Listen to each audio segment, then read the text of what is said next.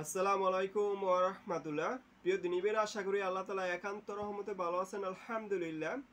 দেখুন, আমরা যারা আখিরাতকে বিশ্বাস করি, একজন সৃষ্টিকর্তা আছেন বিচারক, আমরা যারা বিশ্বাস করি, আমাদের চিন্তা ভাবনা এমন হতে হবে যে আমার হিসাব আমার থেকে নিবে আল্লাহ তাআলা, আর কারোর থেকে নেবেন না। আমি যখন মৃত্যুবরণ করব, আমার সাথে কেউ যাবে না। আমি যখন দুনিয়াতে আসছি তখন আমার সাথে কেউ আসে নাই। এই জিনিসগুলো যখন মাথায় ঢুকবে, আমি চিন্তা করব, তখন আমার দ্বারা অন্যায় খারাপ কাজ কোনো কিছু হবে না। জুলুম, অত্যাচার, মানুষের সম্পদ গ্রাস করা, অন্যায়ভাবে ভোগ করা, মানুষকে শক্ত কথা বলা, গালিগালাজ করা, এগুলো আমার দ্বারা হবে না। আমরা সবসময় বিশ্বাস করতে হবে যে আমি কোন হালতে কবরে থাকবো কেউ খবর নিবে না, কেউ জানবেও না, জানার সুযোগও নাই। আমরা এই দুনিয়াতে দেখতেছি আমাদের এই সৃষ্টির শুরু থেকে এই পর্যন্ত যারা রাজা বাদশা যেই হালতে ছিল, ক্ষমতাধর ছিল, ক্ষমতা ছাড়া ছিল, যারা প্রজা ছিল, যারা ছিল, চলে গেছে, কিন্তু তারা কোন হালতে আছে আমরা কোনো খবর জানি না। তাই আমরা ওই চিন্তা করে পথ চলতে হবে। এ দুনিয়া বাসাই, কত বাসা আইসে গেছে, কারো বাসাই টিকে থাকে নাই। ক্ষমতা আজকে আছে, কালকে থাকবে না, কালকে আছে পরশু থাকবে না। একজন পর একজন আসবে। হ্যাঁ, ভালো আসবে, খারাপ আসবে, সবকিছুই আসবে, খারাপ মন্দ মিলিয়ে দুনিয়া। তাই আমার হিসাব যেমন আমি দিতে হবে, তাহলে আমি খারাপের পক্ষে সাফাই গাবো না।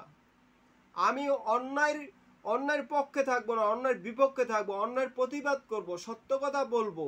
হ্যাঁ, মানুষকে উৎসাহিত দেব ভালো কাজের। আমি যেহেতু চলে যেতে হবে, তাহলে আমার এত কিসের অহংকার, কিসের ক্ষমতা লোভ, কিসের এই দুনিয়া? সব কিছু ত্যাগ করে আল্লাহ সন্তুষ্টির জন্য, আল্লাহ রাজি খুশির জন্য, আপনি আল্লাহর ভালোবাসা অর্জন করার জন্য আপনি স্থির স্টিলের মতো আপনি দাঁড়িয়ে থাকতে হবে। সীসা গলানো প্রাচীরের ন্যায় আপনি দাঁড়িয়ে থাকতে হবে। আপনি যত লোভ লালসা যতই দেখাক আপনাকে, আপনি এইসব শয়তানের ধোঁকায় পড়বেন না, নফসের গোলামির ধোঁকায় পড়বেন না। আপনি মানুষের বাহাবা পাওয়ার জন্য, ক্ষমতা লোভের জন্য আপনি অন্যায় কাজ করবেন না। প্লিজ বেরা, বুঝতে চেষ্টা করুন। আমার কবরে আমি যাব, কেউ যাবে না। আপনার কবরে আপনি যাবেন, কেউ যাবে না। দুনিয়া ছেলে মেয়ে আত্মীয় স্বজন যারা আছে সবাই ভুলে যাবে। যার জি সবাই এনাপসি এনাপসি করবে, সবাই সবার পেরেশানি নিয়ে চলতে থাকবে। আমি আর আপনি কবরে পড়ে থাকবো, আমার হিসাব আমাকে দিতে দিতে আমার জীবন শেষ হয়ে যাবে। আমার সাজার ভোগ কেউ নিবে না। এই দুনিয়াতে কেউ যদি